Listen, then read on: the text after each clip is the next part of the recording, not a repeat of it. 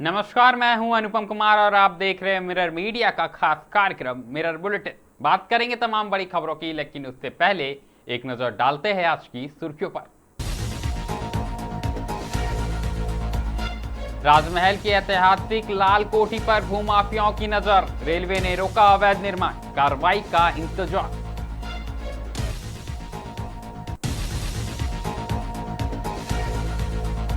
Qatar के पूर्व अमीर शेख हमद का निधन, भारत में एक दिवसीय राष्ट्रीय शोक की घोषणा।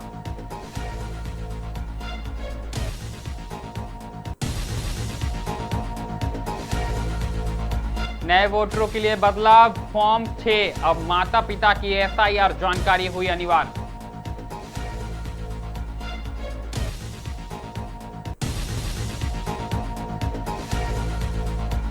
पाकुड़ रेलवे ट्रैक पर अज्ञात युवक का शव मिलने से हड़कंप, चपेट में आने की आशंका।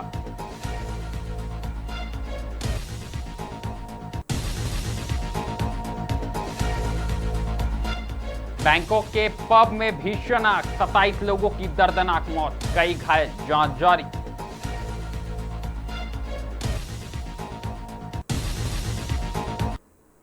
अब बढ़ेंगे खबरों की ओर और सबसे पहले बात करेंगे साहेबगंज जिले की। आपको बता दें कि राजमहल में रेलवे की ऐतिहासिक लाल कोठी और उससे सटी बहुमूल्य रेलवे भूमि पर अवैध कब्जे और बिक्री की कोशिश का मामला सामने आया है। दरअसल मामले के बाद रेलवे प्रशासन ने हरकत में आते हुए अधिकारियों की टीम मौके पर पहुंची और बिना अनुमति चल रहे निर्माण कार्य को तत्काल बंद करा दिया गया। बता दें कि राजमहल रेलवे स्टेशन से लगभग 200 से 300 मीटर की दूरी पर मलका सवा मौजा में स्थित करीब 25 बीघा रेलवे भूमि पर बना ऐतिहासिक लाल कोठी भवन इन दिनों सुर्खियों में है।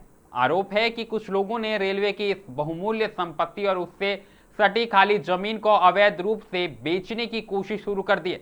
इतना ही नहीं, भवन परिसर में बिना किसी वैध अनुमति के निर्माण कार्य भी कराया जा रहा था। मामले की जानकारी मिलने पर बरहरवा रेलवे इंस्पेक्टर संजीव कुमार के नेतृत्व में रेलवे अधिकारी की टीम ने स्थल का निरीक्षण किया। जांच के दौरान निर्माण कार्य को नियमों के विरुद्ध पाया गया, जिसके बाद अधिकारियों ने तत्काल प्रभाव से निर्माण कार्य बंद करा दिया गया। फिलहाल रेलवे की ओर से मामले की कार्रवाई जारी है और लगातार यह पता लगाने का प्रयास किया जा रहा है कि आखिरकार किन भूमाफियाओं द्वारा इस जमीन को हड़पने का काम किया जा रहा था। आप भी सुने क्या कुछ कहना है अधिकारी का। स्टेशन मास्टर साहब जो राजमहल के हैं वो मेरे को इन्फॉर्मेशन दिए थे, कुछ अनऑथराइज कंस्ट्रक्शन का काम लाल कोठी में हो रहा था। उसकी सूचना प्राप्त कर हम अपनी फोर्स के साथ और IW बड़ौदा और स्टेशन मास्टर के साथ हम लाल कोठी का निरीक्षण किए। निरीक्षण के दौरान पाए कि सचमुच में वहाँ कुछ टीने के चदरे और ये सब लगे हुए थे ना, बाँस भी घेरे हुए थे। तो उसको वहाँ जाने के बाद उसको रिमूव कराया गया वहाँ से, तुरंत उस चदरे को हटाया गया और लोकल बंदे जो वहाँ पर थे प्रेजेंट, उन लोगों को ब्रीफ किया जाए कि ऐसा दोबारा घटना या अनऑथराइज की इस तरह कंस्ट्रक्शन ना करें, अन्यथा रेलवे एक्ट के तहत या रेलवे से जुड़े हुए जो भी कानून है उसके से चलते हुए सख्त से कार्रवाई की जाएगी। सभी लोकल बंदे को इस चीज़ के लिए ब्रीफ किया गया और जो इस चीज़ को कर रहे हैं उनको भी इनडायरेक्ट रूप से मैसेज देना चाहें कि इस तरह का आगे गलती दोबारा ना करें। अच्छा, ये प्लॉट नंबर है, ये मौजा माल कस्बा, थाना नंबर 86, खाता संख्या 113, डाक संख्या 700 है और ये रकवा 25 बीघा 18 कट्ठा 10 धूर जमीन। इस साइड वाली ये रेलवे की ज़मीन है और हॉस्पिटल के नियरेस्ट है ये। हॉस्पिटल और जेल के बीच तो कैसे बिल्कुल बंद होनी चाहिए और इसमें हम लोग आगे भी सख्त से कार्रवाई करेंगे। अभी तत्काल हम लोग को जो मिला है उस पर दिशा निर्देश दिया गया है, लोगों को चेतावनी दी गई। जो बिल्कुल साफ तौर पर आप अधिकारी को सुन पा रहे थे, कहीं ना कहीं राजमहल के ऐतिहासिक लाल कोठी के समीप स्थित जमीन को हड़पने का मामला सामने आया था और लगातार अवैध निर्माण की भी बातें सामने आ रही है। ऐसे में सीधे साहेबगंज से हमारे सहयोगी भरत जुड़ चुके हैं। भरत, बताएं क्या कुछ मामला सामने आया है। जी अनुपम, बिल्कुल ये मामला राजमहल रेलवे स्टेशन से करीब 200 से 300 मीटर की दूरी में मौजा माल कस्बा की है, जहां रेलवे की संपत्ति 25 बीघा 18 कट्ठा के लगभग जमीन जो रेलवे की है, वहाँ जो है इन दिनों जो है अवैध भूमाफियाओं के द्वारा जो है मकान बना करके वहाँ कब्जा करने का कोशिश किया जा रहा है और उस संपत्ति को जो है अवैध रूप से बेचने की कोशिश किया जा रहा है। इस मामले को लेकर के राजमहल के जो रेलवे स्टेशन के मास्टर है, उन्होंने रेलवे प्रशासन को जो है सूचना दी, जिसके बाद जो है राजमहल रेलवे स्टेशन से करीब 200 से 300 मीटर की दूरी नीलकोठी पर रेलवे प्रशासन पहुंच करके पूरे मामले की जांच की है और जांच में जो है पाया गया है कि जो भूमाफियाओं के द्वारा वहां निर्माण किया जा रहा था, जो निर्माणाधीन कार्य को जी बिल्कुल भरत, भूमाफियाओं द्वारा निर्माण किया जा रहा था, उसके बाद रेलवे की टीम पहुंचती और कहीं ना कहीं जांच के बाद उस निर्माण कार्य को बंद करा दिया जा रहा है। ऐसे में क्या कुछ जानकारी आ रही है किन भूमाफियाओं द्वारा, क्या उनका नाम सामने आया है? और रेलवे की बात करें तो रेलवे अब तक क्या कुछ एक्शन ले चुकी है?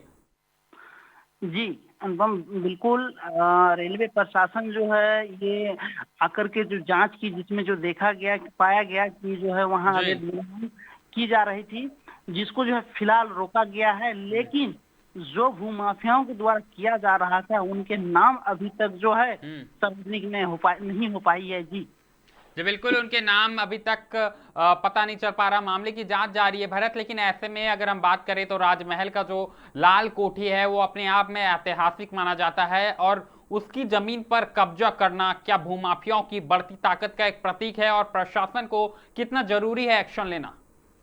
जी अनुपम, ये अगर कहा जाए तो ये बल्कि रेलवे की ही संपत्ति नहीं बल्कि और भी सरकारी जो संपत्ति है राजमहल अंचल क्षेत्र में, वहाँ भी जो है भूमाफियाओं का जो है आतंक लगातार राजमहल में बढ़ती जा रही है। प्रशासन की ओर से कार्रवाई नहीं होना कहीं ना कहीं भूमाफियाओं का जो है मनोबल बढ़ना ये प्रतीत होता है। जी जी बिल्कुल, जानकारी के लिए बहुत बहुत धन्यवाद भरत। तो साफ तौर पर कहीं ना कहीं आप हमारे सहयोगी को सुन पा रहे थे। साफ तौर पर राजमहल का जो ऐतिहासिक एक जो किला बोल सकते हैं लाल कोठी, उसके आसपास जो अवैध निर्माण की बातें सामने आ रही थी, भूमाफियाओं द्वारा उसे कब्जा करने की बातें सामने आ रही थी, लेकिन कहीं ना कहीं रेलवे की ओर से कार्रवाई की गई है और फिलहाल जो निर्माण कार्य है उसे बंद कराकर जांच की जो प्रक्रिया है वो शुरू कर दी गई। साफ तौर पर देखना होगा कि अब जिले में कब तक भूमाफियाओं पर अंकुश लग सकता। ये तो बात रही आपके साहेबगंज की, लेकिन अगली खबर अगर हम बात करें तो कहीं ना कहीं राष्ट्रीय शोक से जुड़ी हुई है। दरअसल कतर के पूर्व अमीर शेख हमद बिन खलीफा अल थानी के निधन पर भारत सरकार ने सोमवार को पूरे देश में एक दिन के राष्ट्रीय शोक की घोषणा की है। गृह मंत्रालय की ओर से जारी निर्देशों के अनुसार इस दौरान पूरे भारत में सभी सरकारी भवनों पर राष्ट्रीय ध्वज आधा झुका रहेगा। साथ ही दिन भर किसी भी प्रकार के आधिकारिक सरकारी समारोह या सांस्कृतिक कार्यक्रम आयोजित नहीं किए जाएंगे। साफ तौर पर भारत और कतर के बीच वर्षों से घनिष्ठ कूटनीतिक, आर्थिक और ऊर्जा संबंध रहे हैं। ऐसे में कतर के पूर्व अमीर के निधन पर भारत सरकार ने शोक व्यक्त करते हुए उन्हें श्रद्धांजलि अर्पित की है। राजकीय शोक की घोषणा दोनों देशों के मजबूत और मैत्रीपूर्ण संबंधों का प्रतीक माना जा रहा है। साफ तौर पर शेख हमद बिन खलीफा अल थानी ने अपने कार्यकाल के दौरान कतर के आधुनिकीकरण, आर्थिक विकास और वैश्विक स्तर पर उसकी पहचान मजबूत करने में महत्वपूर्ण भूमिका निभाई थी। उनके निधन पर दुनिया के कई देशों ने भी शोक व्यक्त किया है। भारत सरकार ने भी संवेदना प्रकट करते हुए नेता को सम्मान देने के लिए एक दिन के राजकीय शोक का निर्णय लिया है।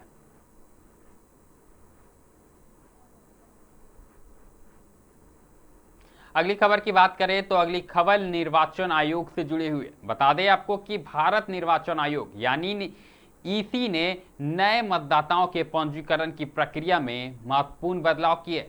अब पहले बार वोटर बनाने के लिए आवेदन करने वाले लोगों को फॉर्म 6 के साथ अपने माता पिता से जुड़ी एसआईआर की जानकारी देनी भी अनिवार्य होगी। इसके तहत नए आवेदकों को यह बताना होगा कि उनके माता पिता का नाम पिछले एसआईआर के दौरान मतदाता सूची में दर्ज था या नहीं। यदि दर्ज था तो संबंधित विधानसभा क्षेत्र, मतदान केंद्र और मतदाता सूची में क्रमांक जैसी जानकारियां भी उपलब्ध करानी होगी। यदि माता पिता का नाम एसआईआर की सूची में शामिल नहीं था तो आवेदक को उनके नाम और उपलब्ध होने पर इपिक नंबर दर्ज कराने होंगे। साफ तौर पर निर्वाचन आयोग का कहना है कि इस बदलाव का उद्देश्य मतदाता सूची को अधिक सटीक, पारदर्शी बनाना, ताकि पात्र नागरिकों का नाम आसानी से जोड़ा जा सके और डुप्लीकेट या त्रुटिपूर्ण नागरिकों पर रोक लगाई सके। रुक करेंगे पाकुड़ जिले की। आपको बता दें कि पाकुड़ रेलवे स्टेशन के प्लेटफॉर्म नंबर 2 के समीप एक अज्ञात युवक का शव मिलने से इलाके में सनसनी फैल गई। दरअसल शव रेलवे ट्रैक पर पाकुड़ से राजग्राम की ओर जाने वाली मार्ग पर ब्रिज नंबर 2 के पास बरामद किया गया। प्रारंभिक आशंका है कि युवक रेलवे ट्रैक पार करने के दौरान किसी ट्रेन की चपेट में आ गया, जिससे उसकी मौके पर ही मौत हो गई।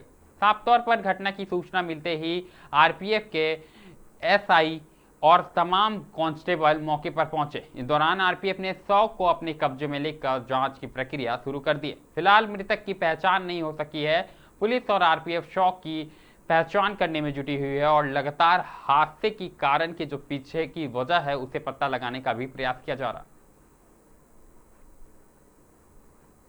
रुक करना होगा अब अंतर्राष्ट्रीय जगत का। आपको बता दें कि थाईलैंड की राजधानी बैंकॉक में रविवार देर रात एक पब में भीषण आग लगने से कम 27 लोगों की दर्दनाक मौत हो चुकी है, जबकि कई लोग गंभीर रूप से झुलस गए। घायलों को तत्काल नजदीकी अस्पतालों में भर्ती कराया गया है, जहां उनका इलाज जारी है। बता दें कि हादसे के बाद पूरे इलाके में अफरा तफरी का माहौल है। प्रत्यक्षदर्शियों के अनुसार आग इतनी तेजी से फैली कि पब में मौजूद लोगों को बाहर निकलने का मौका तक नहीं मिला।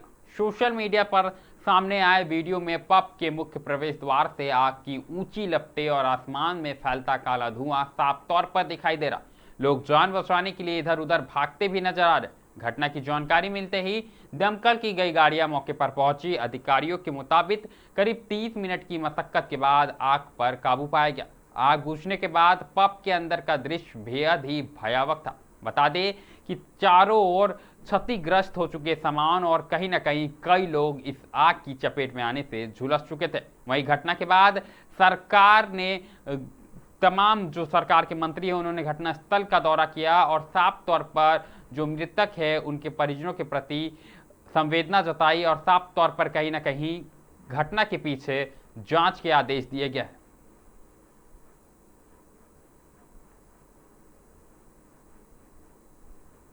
बात करेंगे कोविड की दस्तक को लेकर। बता दें कि देश में एक बार फिर कोरोना संक्रमण के नए मामले सामने आने लगे हैं, जिससे स्वास्थ्य विभाग की सतर्कता और भी बढ़ गई है। फिलहाल आंध्र प्रदेश, महाराष्ट्र और उत्तर प्रदेश में कोविड-19 के कुल 10 सक्रिय मरीजों की पुष्टि हो चुकी है। इनमें सबसे अधिक 8 मामले आंध्र प्रदेश से सामने आए हैं, जबकि महाराष्ट्र के मुंबई और उत्तर प्रदेश के वाराणसी में एक एक संक्रमित मरीज मिले हैं।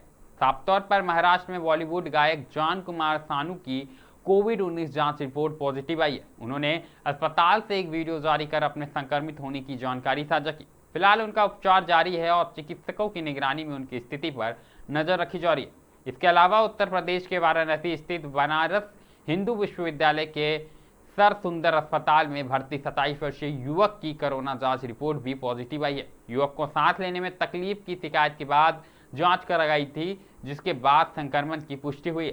सबसे अधिक चिंता आंध्र प्रदेश को लेकर जताई जा रही है। बता दें कि राज्य के कडप्पा जिले में कोरोना संक्रमण से 2 लोगों की मौत हो चुकी है, जबकि वर्तमान में 8 मरीजों का इलाज जारी है। स्वास्थ्य विभाग ने प्रभावित इलाकों में कहीं न कहीं तमाम टीमों को एक्टिव कर दिया है और लोगों को भी सतर्क रहने की अपील की जा रही है।